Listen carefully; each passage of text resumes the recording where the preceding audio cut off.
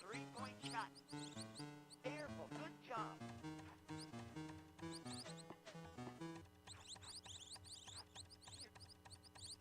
No. Come on. Three-point. Careful. Three-point.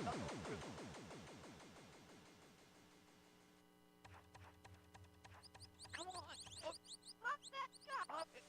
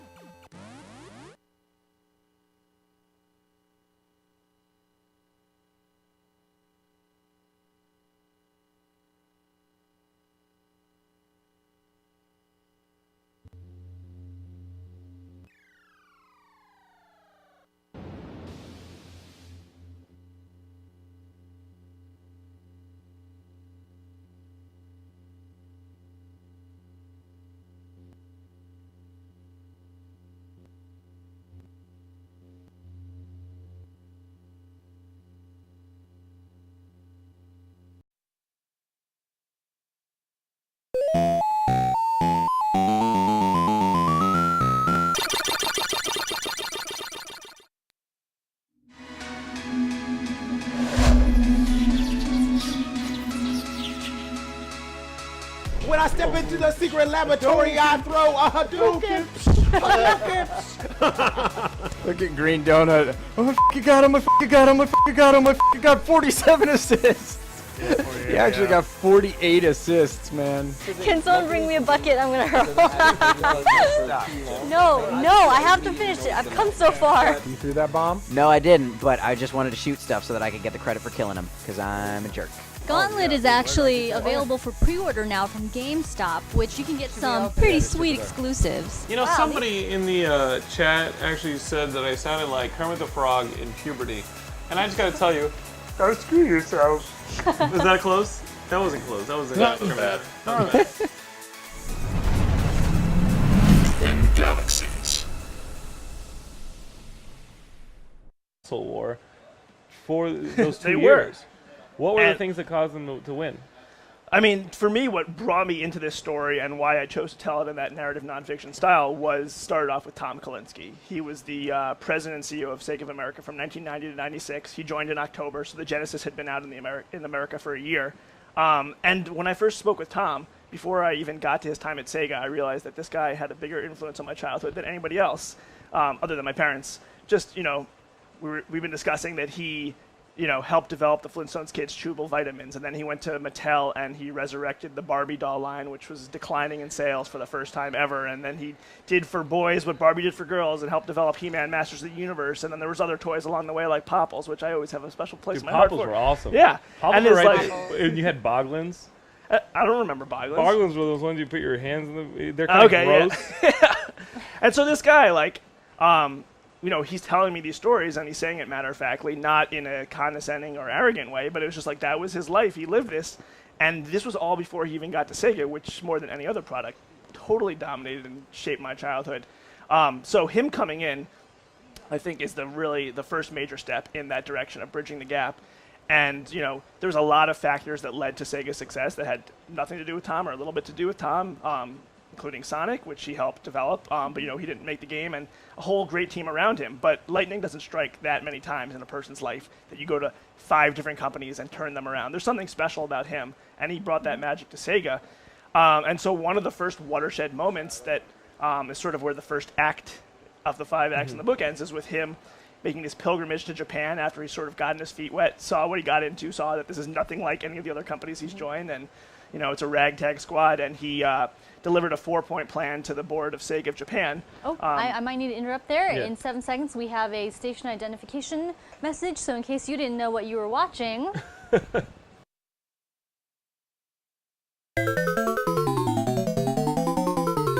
In galaxies.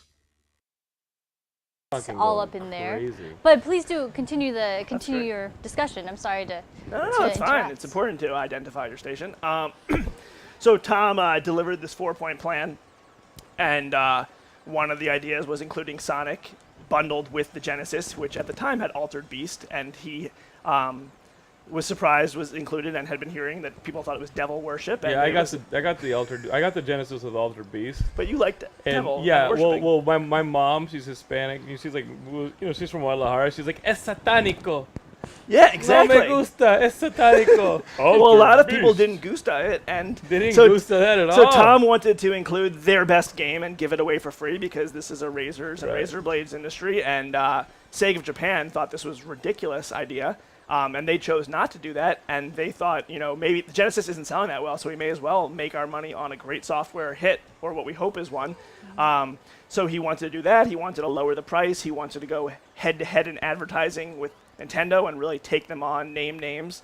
And he also wanted to develop games in America. Up until that point, most, if not all, the games were developed in Sega of Japan. And he wanted there to be more American-themed games, like sports games, and that led to part of the close relationship with Electronic Arts and Sega Sports. And so he delivered this message to a room full of Japanese board members, and they were sort of freaking out, shocked, disappointed that this is the guy that's supposed to help our small subsidiary in America compete.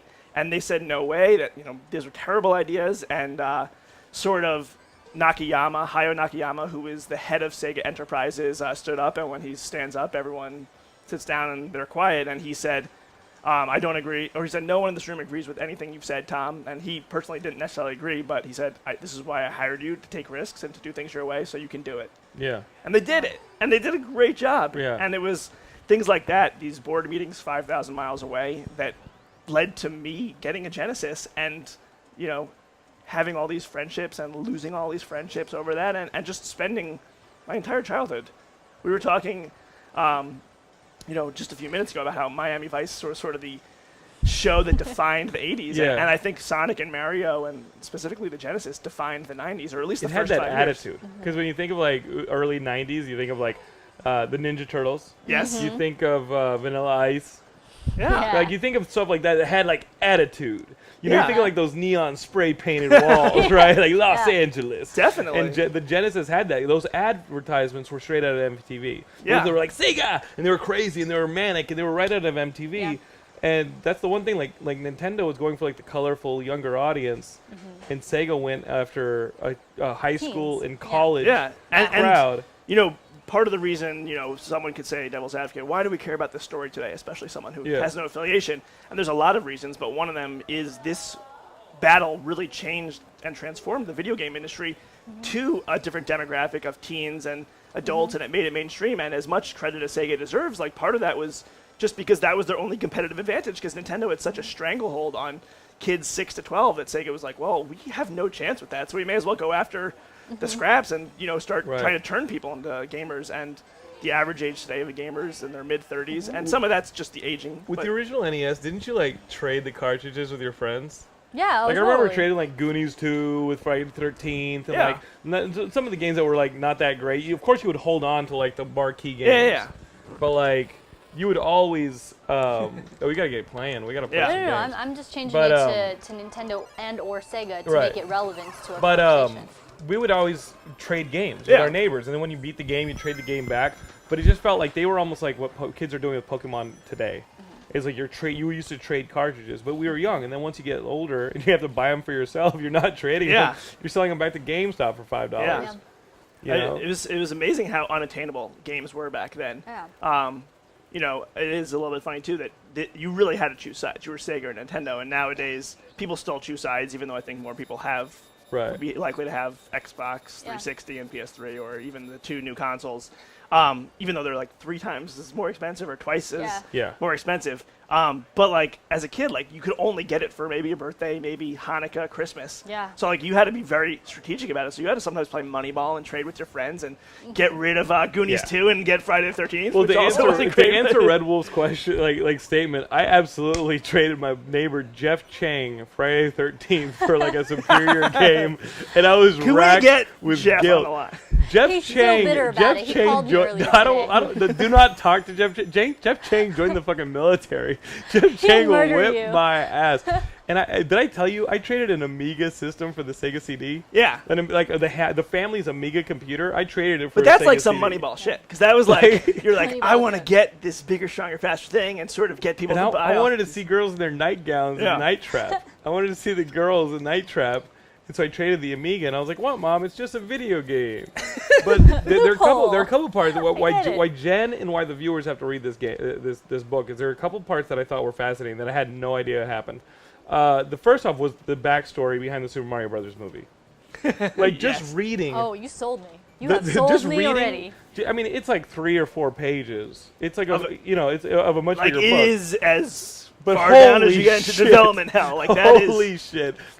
This movie could have been so awesome yeah. because the It should marquee have been. talent that was interested and got passed on by Nintendo, multiple Oscar award winners. Not to say anything against Bob Hoskins, but the people who were up for the role of Mario were incredible, and the people who were supposed to write and direct the Mario movie were Definitely. incredible. I And, asked- and it just kept eroding. And as you're reading it, it's like a horror movie. As you're reading that chapter, you're like, holy shit, they started out with gold. The Mario movie could have been awesome, and then it slowly just started going to hell, and you're sitting there reading this just like, oh my god, how much worse could this get? And the worst part is, like, because that movie was so bad, that has to be a big part of the reason why they haven't done There's another no Mario Zelda, movie and there's no nothing else. Metroid. Like, if that movie had been better, if they had just not done every level of hell, every circle there, like, We could be seeing It's the worst. let's go see Zelda 7 Let's go tonight. see a Zelda movie. Especially when you see like Lord of the Rings come out and you're sitting there watching Lord of the Rings and you're like, why isn't there a damn Zelda movie? Yeah. You know, why haven't they gotten Peter Jackson and Guillermo del Toro to do a damn Zelda movie? It's like, nope. Sorry. You know, the closest you're going to get is a, you know, what are we getting? We're getting those Dungeons and Dragons movies. Yeah, or there's like a World of Warcraft movie. Finally, well, supposedly. Duncan Jones is Yeah. doing World of Warcraft, so I'm excited about that because he's super talented. Yeah, But- I mean, but like the reason, obviously, a large part of it has to do with how badly that movie bombed. But Nintendo is also just so super controlling, and that sounds like a negative, and to some extent it is. But it's also they were controlling so that you had a specifically fun experience, and you know.